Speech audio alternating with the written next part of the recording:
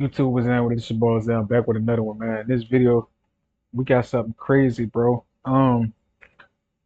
Breaking news: Vergil Ortiz dropped twice and beat up. Robbery decision over his opponent.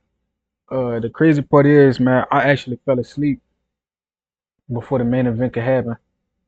So I watched the highlights, and they didn't rule one of the knockdowns. The first round, guy caught him with a shot and made him touch the ground. They didn't rule that a knockdown. So, yeah, and the decision was majority. So it's highly likely that this suspect it could be a robbery, depending on which way you look at it. But Vergil Ortiz, he the A side, he the money man. They gonna ride with him. That's just how the sport work. It is what it is. But um, let's get it.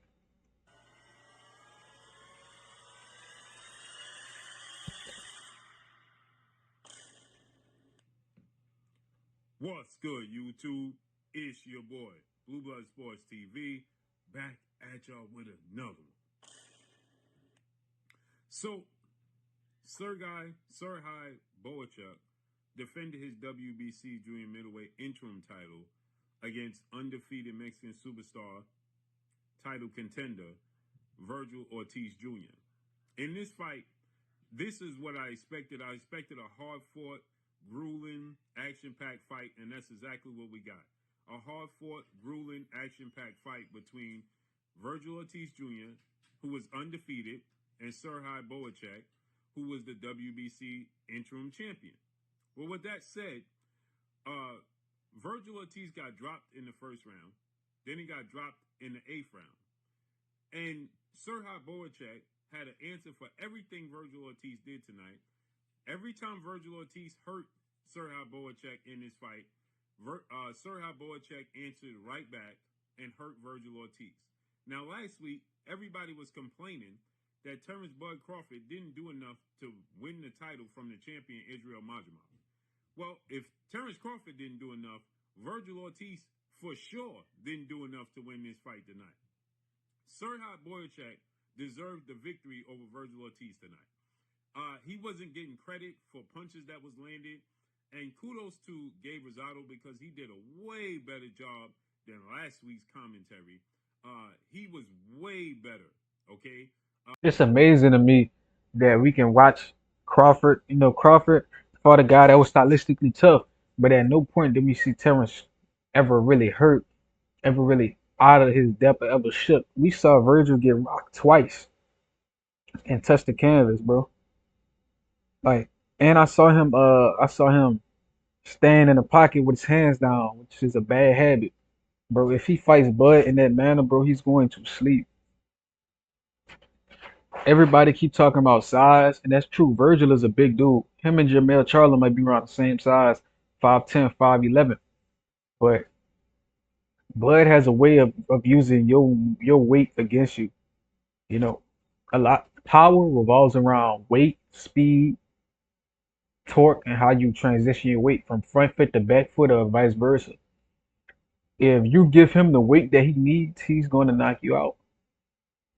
If you don't have a chin, that is. But all these people say Ortiz gonna beat Crawford. I don't see him outboxing Crawford, and I don't see him having so much power that Crawford can't take a punch. You know, Crawford big, Crawford strong, bro. He tough and he mean, so and he competitive, so he could take a punch, man. And his body, he ain't been through that many wars. You know, he his skills and his athleticism gives him such an advantage that he don't have to go to war with a lot of these guys. So he's even at 36, 37, he fresher than a lot of these guys. You know, took less damage.